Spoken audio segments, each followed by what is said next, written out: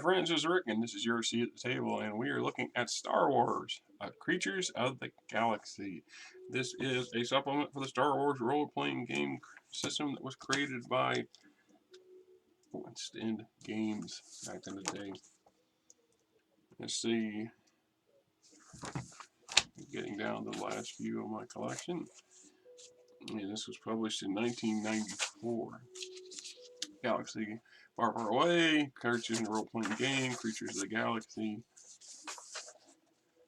And we just go into a whole different slew of types of critters that your characters might eventually encounter or potentially encounter and have adventures with.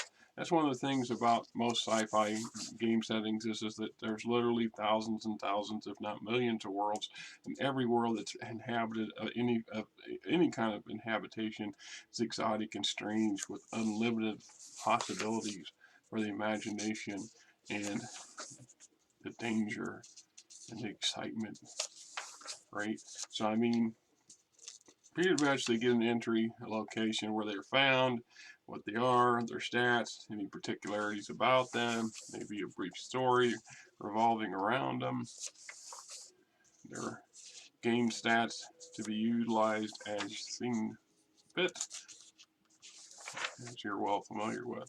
So I mean, there's lots and lots of stuff in here.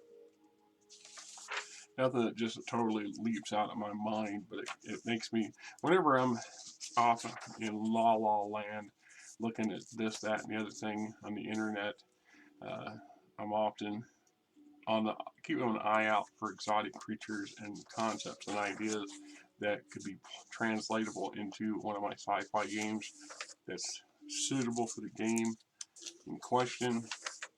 You know, I mean, I've been on a BattleTech kick recently, and while there's plenty of exotic worlds and environments in that game system, they don't talk very much about the native flora and fauna because it really doesn't have any impact directly into the game the way the game's played. So that's not to say that there aren't plenty out there, and sometimes I think maybe that's a mistake on the game designer part for that particular game, not to include the possibilities in the role-playing game version of it anyway, of critters and plants and other things that can really add more sci-fi to it.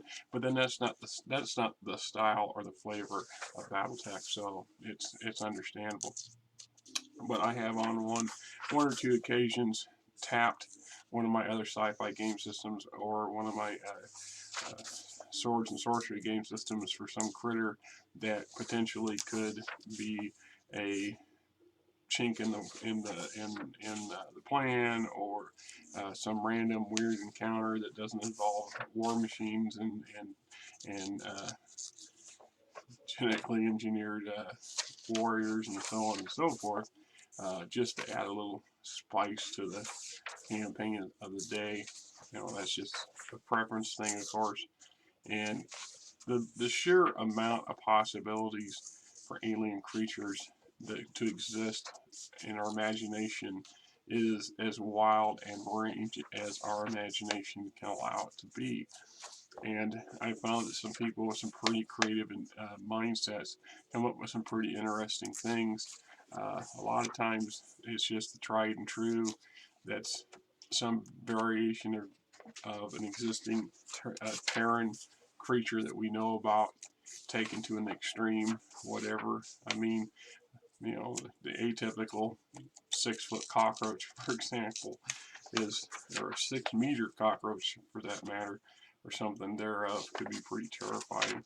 I mean, if you ever seen Starship Troopers, as a brief example of that, it's fully, you know, in that realm. So, like I said, this was one I picked up, and I've tapped it once or twice, but for the most part, it was just a good read. There you have it, Creatures of the Galaxy.